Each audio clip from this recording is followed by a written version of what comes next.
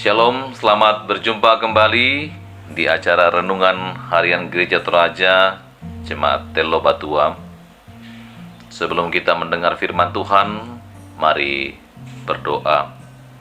Kembali kami mengucap syukur kepada Tuhan atas kehidupan hari ini. Dan kami mau mendengar firman Tuhan. Mohon berkat Tuhan melalui firman-Mu ini dan Roh Kudus menerangi hati dan pikiran kami. Mohon ampun atas dosa kami dan berfirman-Lah ya Tuhan, kami telah siap mendengar. Di dalam nama Tuhan Yesus Kristus kami berdoa. Amin. Bacaan kita dari kitab Nabi Yesaya pasalnya yang ke-25, ayat yang pertama sampai ayat yang ke-5. Firman Tuhan berbunyi, "Ya Tuhan, Engkaulah Allahku. Aku mau meninggikan Engkau, mau menyanyikan syukur bagi nama-Mu. Sebab dengan kesetiaan yang teguh, Engkau telah melaksanakan rancangan-Mu yang ajaib yang telah ada sejak dahulu. Sebab Engkau telah membuat kota itu menjadi timbunan batu, dan kota yang berkubu itu menjadi reruntuhan. Puri orang luar tidak lagi menjadi kota dan tidak dibangunkan lagi untuk selama-lamanya. Oleh karena itu suatu bangsa yang kuat akan memuliakan Engkau. Kota bangsa-bangsa yang gagah akan takut kepadamu.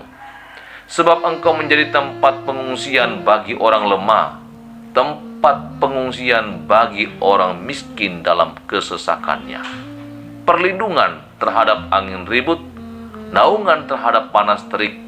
Sebab amarah orang-orang yang gagah sombong itu seperti angin ribut di musim dingin, seperti panas terik di tempat kering. Kegaduhan orang-orang luar Kau diamkan, seperti panas terik ditiadakan oleh naungan awan. Demikianlah nyanyian orang yang gagah sombong ditiadakan." Amin. Demikian pembacaan firman Tuhan. Bapak, Ibu, saudara-saudara yang dikasihi Tuhan, renungan kita hari ini 23 April 2020 bertemakan harapan dalam reruntuhan. Sebuah nyanyian syukur atas kesetiaan dan rancangan Allah yang ajaib bagi umatnya.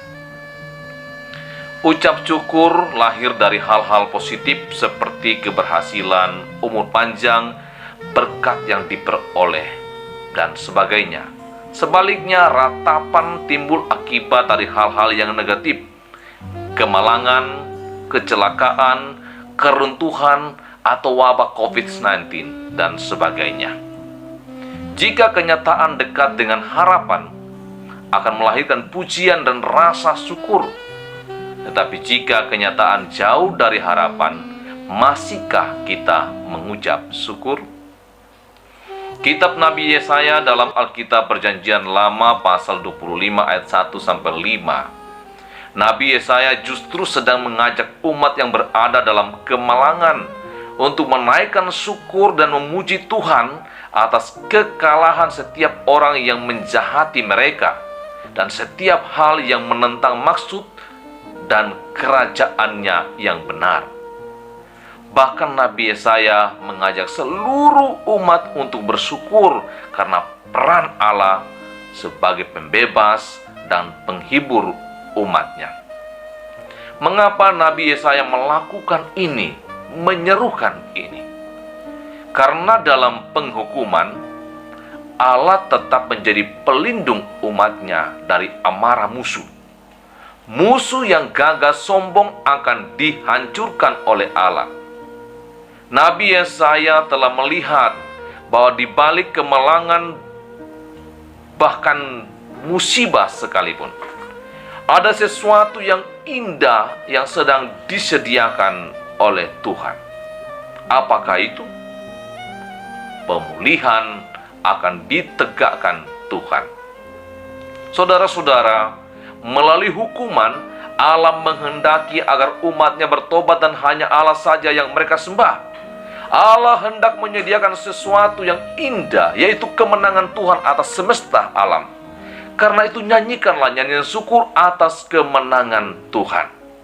Rancangan keselamatan telah nyata melalui kasih Allah di dalam Yesus Kristus yang telah menghancurkan kuasa maut. Bertobatlah dan lihatlah rancangan Allah di tengah pergumulan hidup ini, agar kita selalu bersyukur kepada Tuhan. Kita adalah rancangan Allah, diciptakan dari debu tanah. Jangan menjadi sombong atau tinggi hati karena prestasi atau kekuasaan yang dicapai. Kitab Amsal 18 ayat 12 menyampaikan firman bahwa tinggi hati mendahului kehancuran, tetapi kerendahan hati mendahului kehormatan. Jadikanlah kerendahan hati sebagai milik pribadi, maka Allah akan meninggikanmu, sehingga akan berkumandang dari pribadi yang bersyukur. Pujian bagi Allah. Amin. Mari berdoa. Terpujilah Engkau Tuhan yang mengasihi umat-Mu, yang telah menjanjikan pembebasan, mengalahkan musuh, bahkan kuasa maut telah dikalahkan oleh Yesus Kristus. Biarlah kami tetap memiliki kerendahan hati untuk selalu bersyukur kepada Tuhan bahwa seluruh hidup ini ada dalam pengawasan Tuhan. Engkau terus memberkati jemaat, memberi kekuatan kepada yang lemah, kesembuhan bagi yang sakit, ketenangan batin bagi yang khawatir akan hidup mereka. Memberkati saudara-saudara kami yang Tuhan percayakan mengangkat tugas pelayanan, baik sebagai majelis dan pengurus OIG. Memberkati dan melindungi seluruh anak-anak-Mu. Memberkati pemimpin-pemimpin kami, pemimpin gereja, pemimpin masyarakat. Juga kepada pemimpin bangsa dan negara ini, Tuhan tetap lindungi dan perlengkapi. Juga kami terus memohon agar wabah virus corona ini berlalu karena kuasa dan pertolongan Tuhan. Di dalam nama Tuhan Yesus Kristus kami berdoa. Amin. Terima kasih telah menyaksikan video ini. Tuhan memberkati kita semua.